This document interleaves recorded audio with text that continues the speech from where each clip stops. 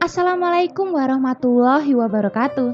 Hai Sobat Horor, kali ini aku bakal bawain cerita dari Balak Arsa yang berjudul Jika Tiba Waktuku, Aku Ingin Mati di Semeru. Nggak usah basa-basi lagi, langsung aja kita mulai. Jika tiba waktuku, aku ingin mati di Semeru. Sebuah cerita dari Balak Arsa, based on true story. Namaku Doni. Aku salah satu mahasiswa di perguruan tinggi yang ada di Jakarta. Aku ingin sekali menceritakan pengalamanku dengan sahabat kampusku yang telah lama meninggalkan aku, keluarganya, bahkan semua yang ada di bumi ini tanpa sedikit pun ucapan perpisahan. Aku memberanikan diri untuk bercerita tentang temanku yang bernama Steve dan semua aktivitasnya yang tercatat di sebuah diarinya. Semoga Tuhan menguatkanmu, kawan.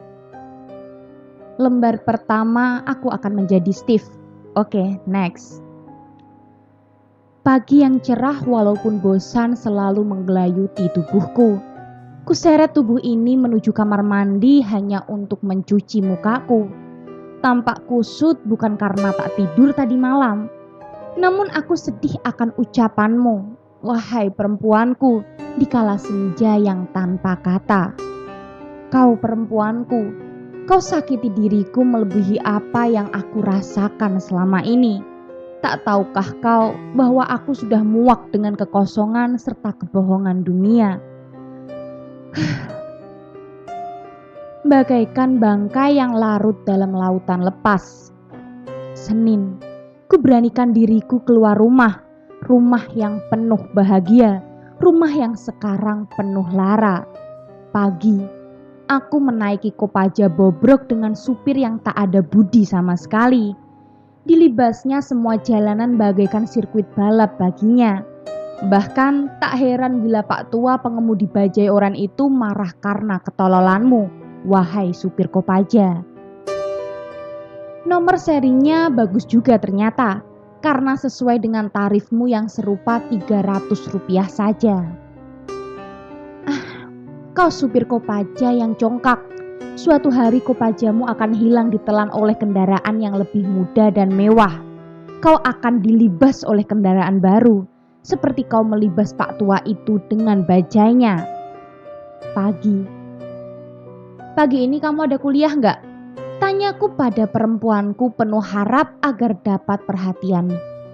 Tanyaku pada perempuanku dengan penuh harap agar aku mendapatkan perhatiannya lagi. Heh, kamu kan udah tahu kalau aku itu gak mau lagi sama kamu. Dah, sana pergi kamu. Ini udah tahun 80-an tahu, jadi gak usah deh kamu cari-cari perhatian kayak gitu lagi. Ucap perempuan pujaanku yang memalingkan muka masam dan pergi meninggalkanku. Kenapa? Kenapa semua orang yang aku sayangi menjauh dariku? Apakah karena sekarang aku cuma naik si burung oranye itu? Apakah sebesar itukah cintanya padaku? Apakah perlu aku naik mobil Corollaku agar engkau perempuanku mau menyayangiku? Nestapa. Hanya buku diari ini yang dapat membersihkan kotoran-kotoran itu. Hanya diari ini yang mampu menerima semua keluh kesahku. Hai Steve, kamu gak ikut ke Semeru? Kalau kamu mau ikut bisa nebeng aku kok. Ucap Doni padaku penuh harap. Aku udah gak ada uang, Bung.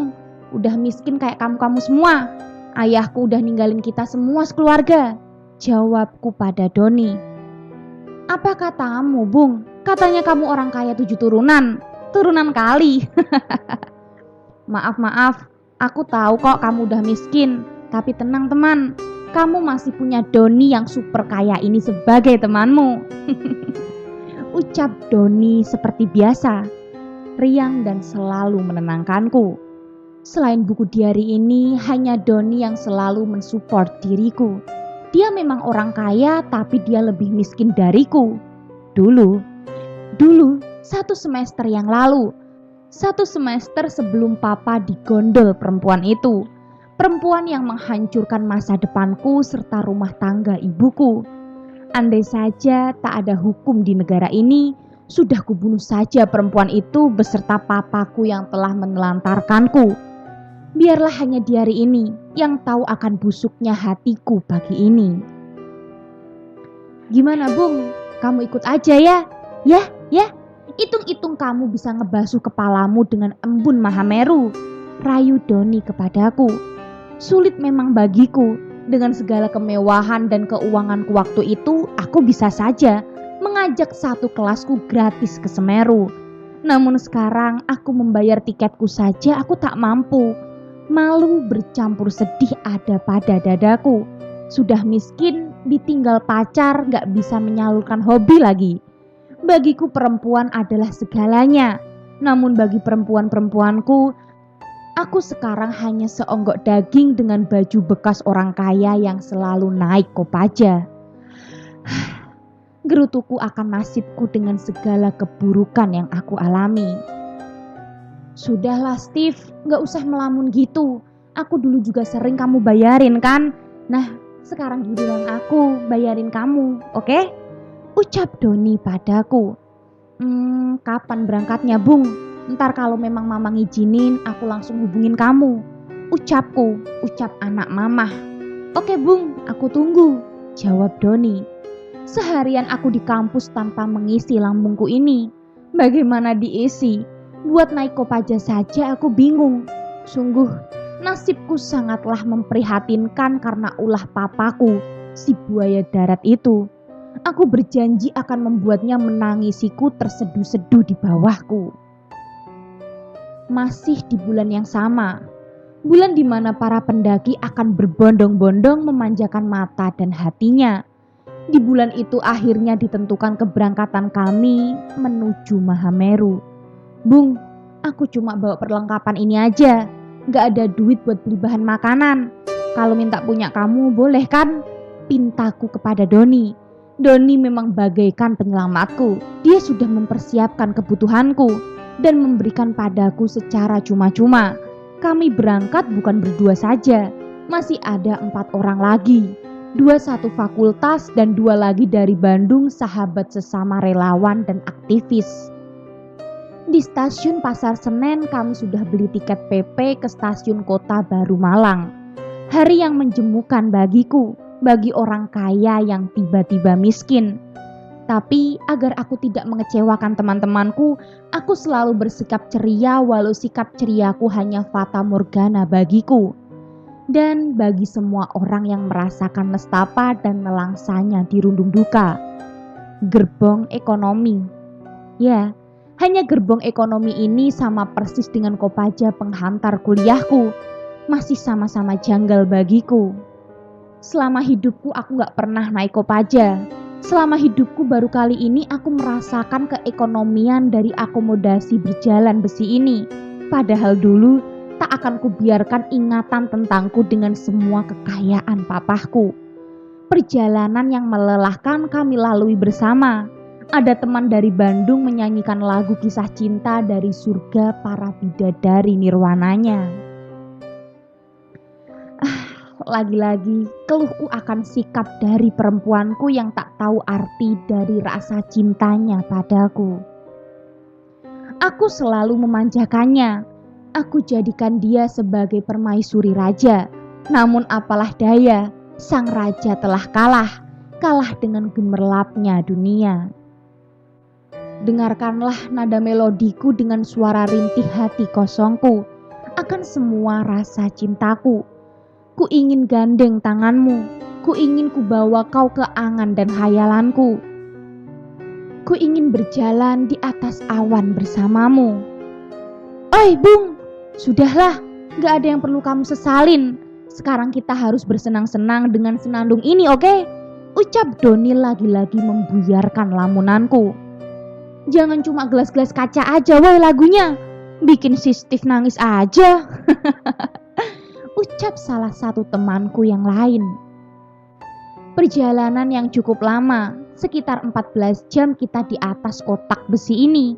Tak jarang juga penjual asongan selalu hilir mudik menggais rejeki dengan menjajakan dagangannya. Bahkan pengamen dengan gitar serta biolanya tak sangat canggung memainkan melodinya di samping kami, walau hanya sebagai pengingat akan keseruan kami waktu itu. Banyak stasiun dan kota yang kami lewati, berderet-deret rumah dan sawah kami lalui, sampai pagi yang agak mendung di kota Malang telah menyambut kami. Kami pun turun dari kotak besi, serta meregangkan tubuh dan kaki-kaki kami tanpa fajar itu. Dan kami pun menuju pangkalan jeep. "Kita nggak sarapan dulu, Bung. Lapernya minta ampun ini perut," ajak Doni padaku dan yang lainnya. Bukannya aku tak lapar, bahkan dari aku berangkat aku belum makan. Hanya air mineral saja pengganjal laparku. Itu semua karena aku tak mempunyai uang untuk membelinya, membeli makanan yang layak untuk perutku. Biarkan, memang ini yang aku inginkan. "Udah yuk, sarapan di sini aja, Bung. Itu ada soto dok. Kayaknya enak, dicampur murah," ucap salah satu teman relawan mengajak kami.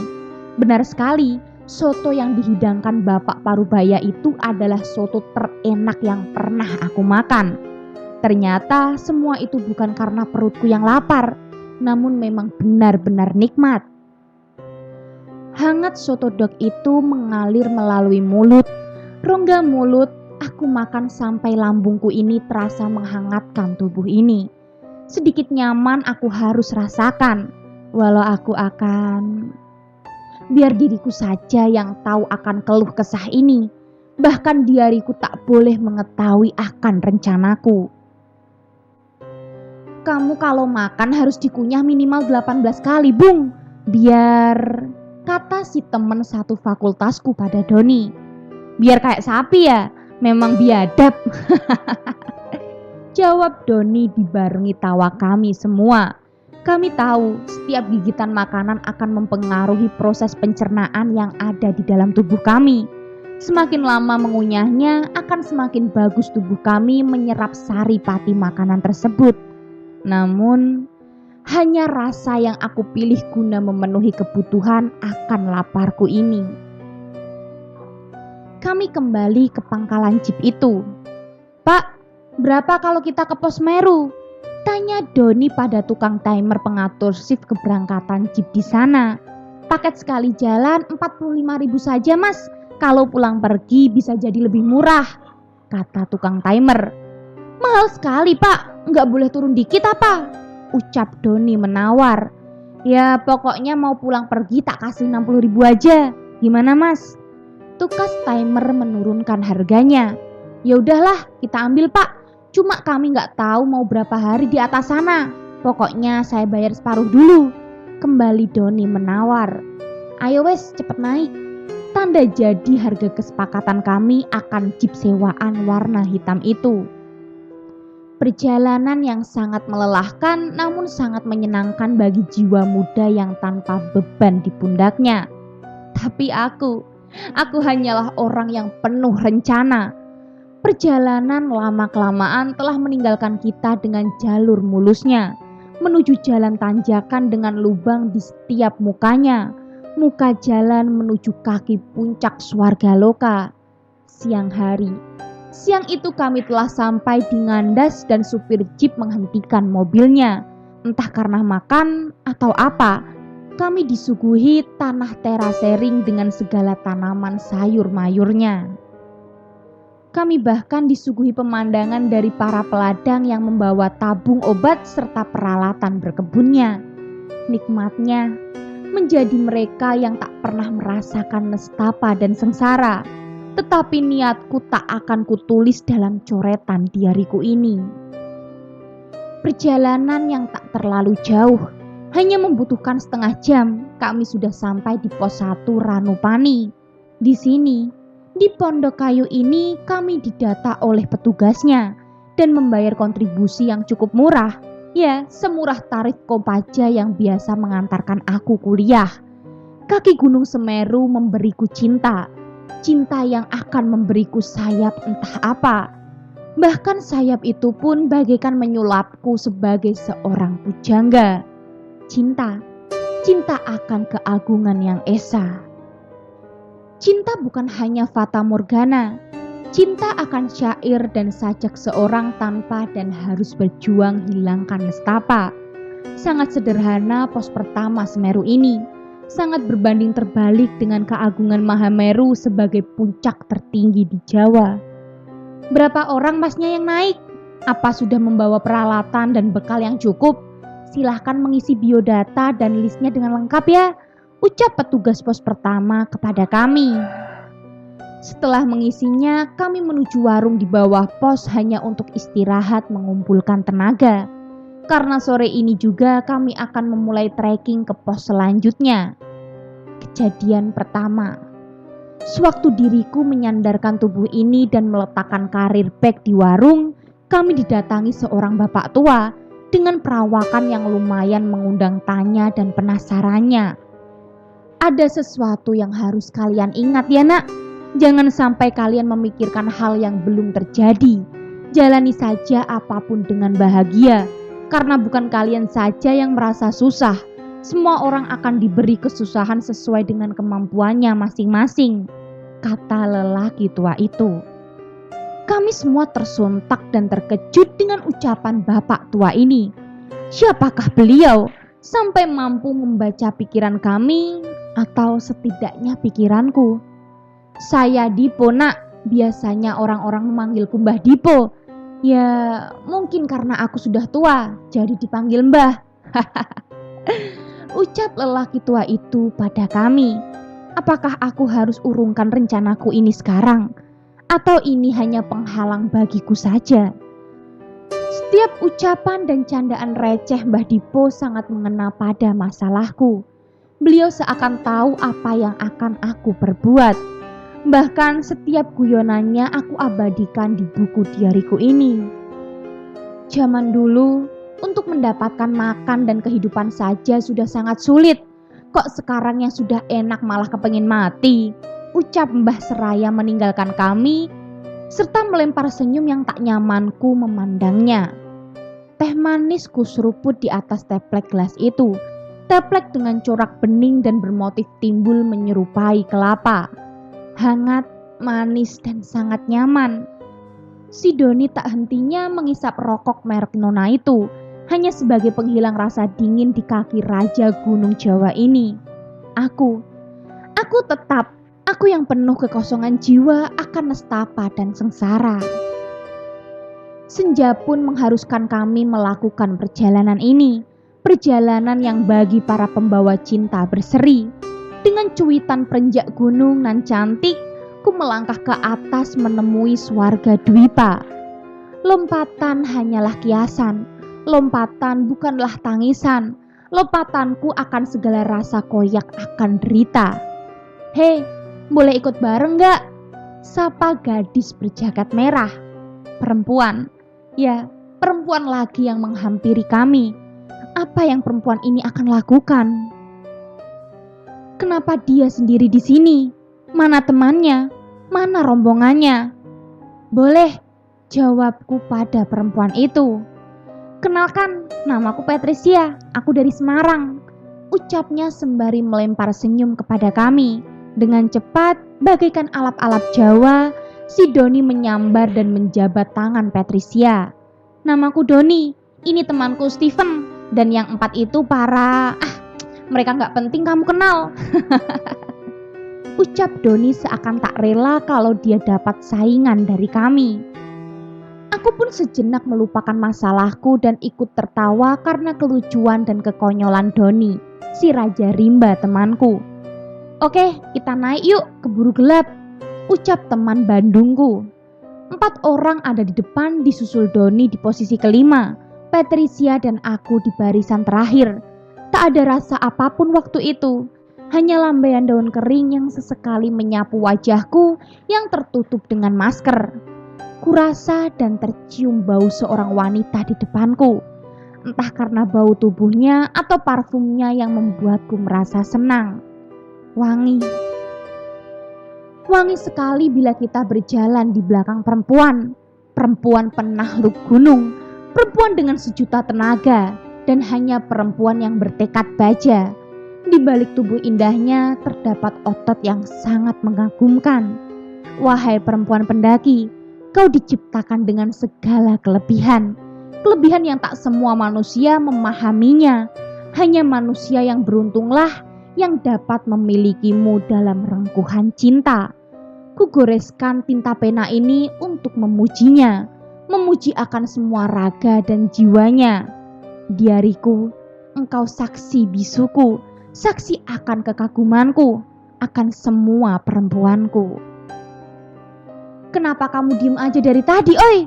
Gak mau ngobrol apa sama bidadari di belakangku ini? Canda Doni padaku. Takut. Yang sangat kutakutkan adalah membuka bicara dengan seorang perempuan. Perempuan dengan wangi tubuh itu. Perempuan dengan pundak kaku itu. Perempuan dengan senyum manis itu. Iya, memangnya lagi mikir siapa sih, Mas? Dari tadi emang kayak kurang suka gitu sama aku, ucap Patricia. Aku lagi kok. Ya Tuhan, kenapa ya kok malah anu aja mulutku ini? Jawabku sengaja agar membuat mereka semua tertawa. Jangan grogi Bung, santai sajalah, teriak temanku paling depan dengan menambah kencang tawa kami. Enggak kok Mbak, aku asik-asik aja kok, ucapku lagi. Aku sengaja membuat mereka tertawa. Aku tak ingin kegelisahanku tersirat dan terasa pada teman-temanku.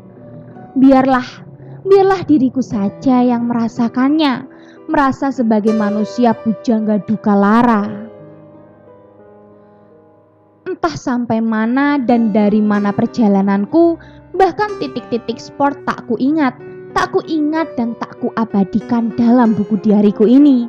Aku hanya jalan dan jalan agar diriku cepat sampai di perjalananku ini. Perjalanan sang pujangga, perjalanan sang pemuja cinta, perjalanan puncak akan rasa. Senja nampak di depan mata kami, agak jauh, agak dekat. Kulihat kilauan kemerahan dari permukaan ranu, pantulan sang surya di telaga para dewa. Amboi, indah sekali waktu itu untuk rencana yang aku rasa.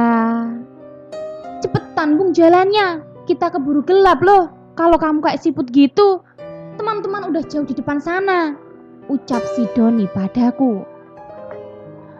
Andai kau merasakan beban di pundakku, aku yakin engkau pun akan merayap bagikan siput yang sangat kelelahan. Oke Bung, tenang saja, masa aku kalah sama Patricia? Ucapku pada Doni sembari menggoda perempuan di depanku itu. Sampailah diriku di tepi Ranu Kumbolo, sang telaga para dewa. Kami mendirikan tenda, memasak dari kompor canggih Doni, serta diriku yang tetap menorehkan tinta pena di buku diariku ini. Menorehkan bait demi bait, larik demi larik, akan duka dan rencana yang kuanggap mulia. Setiap gerak langkah kaki kami kuabadikan dalam sajak cinta dari seorang pujangga lara. Steven, bisa kesini? Aku minta tolong, benerin resleting jaketku dong, pinta perempuan itu padaku. Andaikan perempuanku yang jauh di sana seperti ini, selalu manja padaku, selalu minta pertolonganku, aku pasti akan menjadi lelaki terbahagia di dunia. Namun perempuanku yang di sana hanya melihatku akan semua hartaku, melihatku dari kilau cat mobilku, melihatku dari klimis bajuku dan juga klimis dompetku. Aku sebagai lelaki sebenarnya sangat simpel saja. Aku hanya ingin dijadikan yang nomor satu. Aku hanya ingin dimintai pertolongan. Aku hanya ingin kau para perempuan bermanja-manja padaku. Larut dalam anganku. Heh, cepetan dong. Masa malah bengong gitu? Ucap Patricia lagi padaku. Oke, tenang aja. Aku bisa kok benerin resletingnya. Cuma ucapku. Kenapa woi? Tolongin buka aja, orang emang gak bisa kebuka gini. Cuma gak usah ngeres otaknya. Ucap Patricia padaku sambil tersenyum. Kuhampiri perempuan itu. Kupegang kerah jaketnya. Kupaksakan resleting itu agar terbuka. Terbuka tanpa memperlihatkan keindahan di dalamnya. Gemetar terasa. Tangan ini yang tak pernah sekalipun membuka paksa dari penutup dada bidadari yang entah dari mana. Seret, terbukalah resletingnya, dan aku hanya bisa tersenyum, merasa senang karena dianggap menjadi lelaki yang benar-benar lelaki. Andaikan saja aku dapat memilih, akan kupilih perempuan pendaki guna melengkapi kehidupanku. Nah Sobat Horor, buku diari Steve sudah nggak ada catatan lagi sejauh ini. Jadi cerita dari sudut pandang buku diari Steve sampai di situ ya. Oke, next. Nah Sobat Horor, jadi setelah ini cerita kita mulai dari sudut pandang Doni. Oke, bye.